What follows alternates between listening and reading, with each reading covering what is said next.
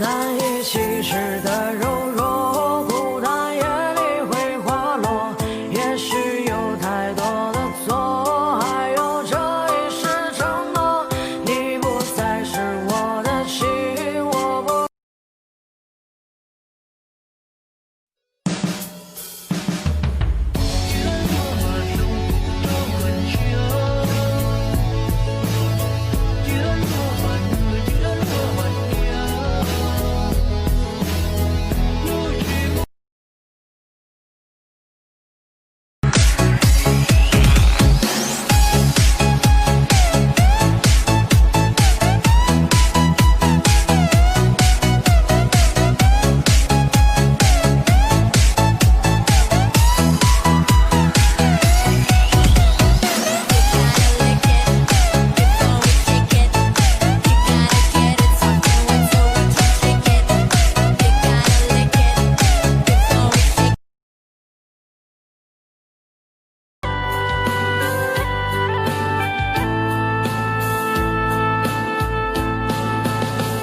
Dạy có mùa lỡ có mà lý nhỏ mò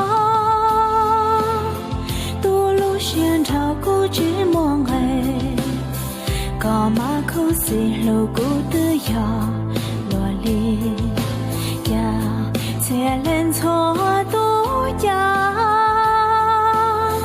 tia cô rung gấu chẳng gấu cho bằng lo ya có cha trong cha sao chúa cô chỉ yêu có mình cầu nhau yêu chỉ lưu lời về tháo xa cô cho con.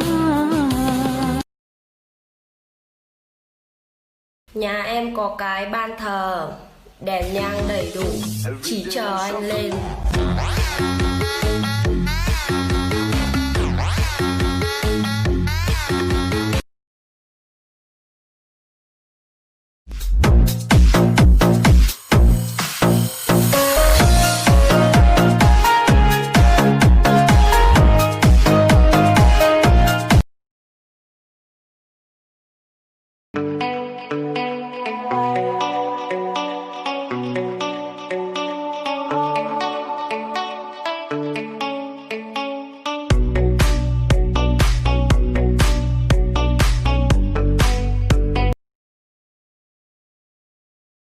Ready?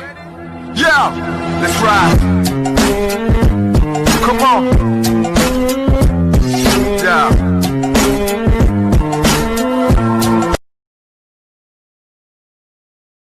Nghe nói con gái có má lúm đồng tiền cười rất dễ thương.